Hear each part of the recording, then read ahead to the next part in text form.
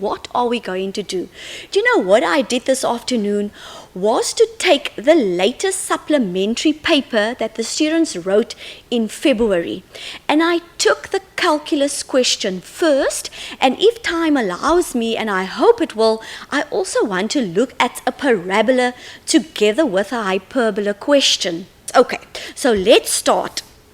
The very first question that we have is to determine f dash x from first principles if f of x is 9 minus x squared. So I have to determine the derivative from first principles if f of x is 9 minus x squared. So I have that f of x is equal to 9 minus x squared. And you have to go and determine the derivative using first principles. Now, grade 12, if you have to determine the derivative using first principles, you pull your formula sheet towards you and you write the formula that says the limit as h tends to 0 of f of x plus h minus f of x over h. That is your formula that you are going to use. You are going to use this formula because the question said what? The question said that you must use first principles. Now, many of my students say, but ma'am, why do I need to use first principles if I know what the answer is going to be? Because everybody can see that the derivative, if you use the short method, look what I'm going to do, and I want you to do this in the exam as well. You see that your f of x is 9 minus x squared. Now the derivative, everybody knows derivative will be equal to, the derivative of 9 is 0. Do you agree with me? Because 9 is a constant. It doesn't have an x. So the derivative of 9 is 0. So the derivative of negative x squared, what do? You take the exponent, you times by the number in front, which is 1. 2 times negative 1 is negative 2, and you take away 1 from the exponent. 2 minus 1 is 1. So you know that the derivative is negative 2x. Why must I use this long method? Grade 12, they asked you to. They said first principles, so you have to make use of this formula. You don't have a choice, so work with me. I need to go and substitute in f of x plus h. What does that mean?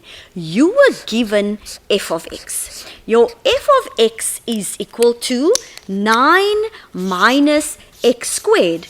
So f of x plus h. Can everybody see that's listening this afternoon that your x isn't x anymore? It has been replaced with x plus h. So in the place of x, what must I substitute? I have to substitute x plus h. Can you see? And you have to square it. All right, so your f of x plus h is going to be equal to 9. Leave the negative there. Grade 12, you do not say x squared plus h squared. Please don't go do that in the exam, okay? It is not x squared plus h squared. You need to write this bracket out twice, and then you need to FOIL your brackets if you don't know the short way. Now, for the sake of time, I'm going to use the short method here. If I square the first one, I get x squared. I multiply the x times h. It gives me xh. Then I times by 2, so it's going to be plus 2xh. And if I square the h, I get h squared. Can you see that? So I have multiplied out that bracket twice. Now I'm going to just take in my negative. Take the negative in. It's negative x squared. Take that negative in. It's negative 2xh. Take the negative in. It is negative h squared. Now what is that now? That is your f of x plus h. So you take this and you substitute it into the place of f of x plus h. So I'm just going to turn my page like that, and I now have the limit As h tends to 0, I have my f of x plus h. I worked it out. It is 9 minus x squared negative 2xh minus h squared. Are you okay with that? Then you have a negative there. You put your negative down. Do you have f of x? It was given to you. It is 9 minus x squared divided by h. What am I going to do now? All I'm going to do now, grade 12, is to remove this bracket. Take that negative in there, take that negative in there. I hope that all of you are working with me. You're sitting with your piece of paper, you're working with your pencil to see if you get the same answer like I am. And if you don't, please send through your SMSs so that I can help you. That is 9 minus x squared minus 2xh minus h squared. Take the negative in, it is negative 9. A negative times a negative is a positive x squared. Always remember you are working over h. Now when you look at your terms now, what do you see? I see that that 9 can cancel with that negative 9 there.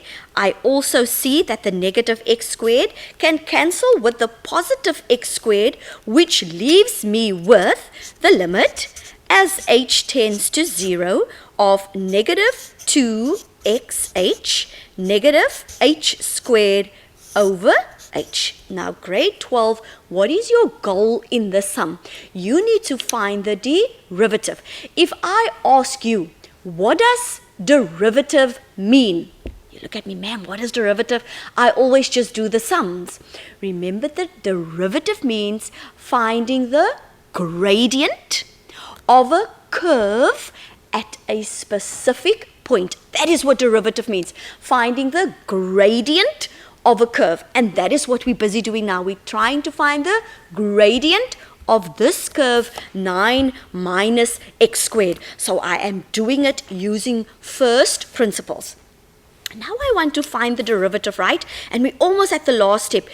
You want this h to be substituted by naught. Can you see? H tends to 0. But there's a big problem here. If you substitute the 0 into the place of h here, you're going to be wrong. It is an undefined fraction. You cannot put naught at the bottom of that fraction. Do you understand? So you want to get rid of that h. So you say it's the limit as h tends to naught. You pull out h as a common factor there. Don't pull out anything else beside h. You're left with negative 2x grade 12 minus h over h. What do you see? That h and that h cancels. You now have the limit as h tends to 0 of what? Negative 2x negative h. Now that 0 gets substituted into the place of h there, and your derivative is equal to negative 2x. That is exactly what we got at the beginning. Can everybody see? This is just using first principles. That is the laws, but we got exactly to the same answer.